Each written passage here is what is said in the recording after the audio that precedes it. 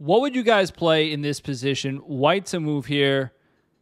I'll give you a hint. It's a move that deviates from one of the chess principles that you may have heard of. Anyway, think about it. We're going to start from the top and get back to this position. Okay, so this game, I'm playing an opponent that's like 17, almost 1800-ish. And here I'm just developing. Now, there's a couple of things leading up to it, so I try to put some other bonus material in the video. So I don't just go over what the theme of the video is. I'll go over some other stuff along the way. So here I castle. You'll notice I gave up a pawn, but why? Because I'm going for development. I'm concentrating on development. In the opening of the game, it's like a race to develop quicker than your opponent. And here I'm doing pretty well. I also have a good center. So I'm castled, my knight's out, my bishop is out. I have a good center. I'm actually technically even winning already according to the computer, although I wouldn't consider this a one game for a human, but it's a very comfortable position. Anyway, I have my bishops. Everything's developed here in this position. And here is where my opponent plays bishop g4. It's a very logical move. He's developing. He's putting pressure on my knight. He's setting up a pin. Well, it is a pin, right? Now, usually I play queen d3. Now, the reason why I didn't play queen d3 here is I was a little concerned about knight b4. And if I come out and still try to protect my knight, he has this move hitting my queen and my rook. I guess I could have came back here, but then again, I'm in the pin again. So what's the point of that?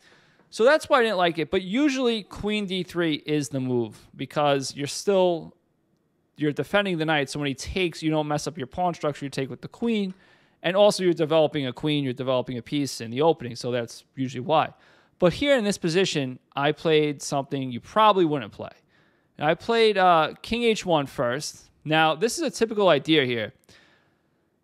King h1 should be a tell for an experienced player, but it's a very tricky move. And basically, I'm hoping he castles kingside. If he does, I'm going to let him take and not take back with the queen, but take back with the pawn.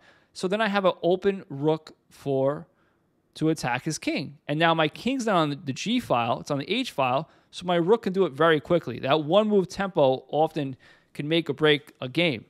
So now I have a lead in development, that's why I'm doing this. I have a bishop, this bishop, and soon to be my queen and the rook into the game. Now I'll show you what I mean. My opponent castles, I play queen d2 here.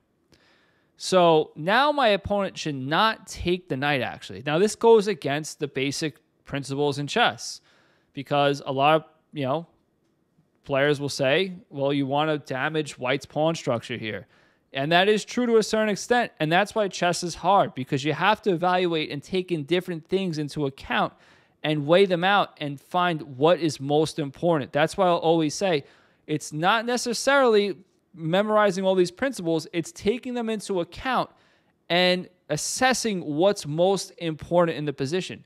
And what's most important here, and this is what my opponent played actually, he took, but that's a mistake, is because it opens up the G file to his king.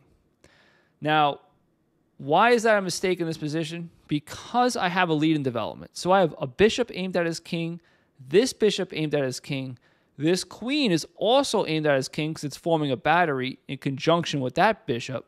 And now also my rook is coming into G1 immediately. And I could also possibly sacrifice, who knows, and bring this rook quickly into the game. So all my pieces, except for this knight, are in the attack. Now he has 1, 2, 3 pieces on the back rank, and his bishop's not really doing anything. His knight can't come into the game. So because of all this, this is right now a very good attacking position already for me. So now he goes ahead and blunders. So I guess he figured I would just move away or move back. Now he should have played something like d5, something in the center, try to distract me from my attack.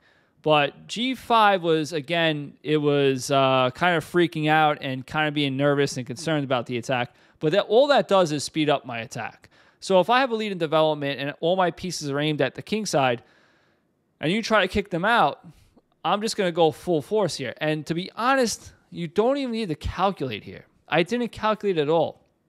It's not wrong if you do calculate, but you might get into time pressure sometimes, and the less calculation you do, the better sometimes.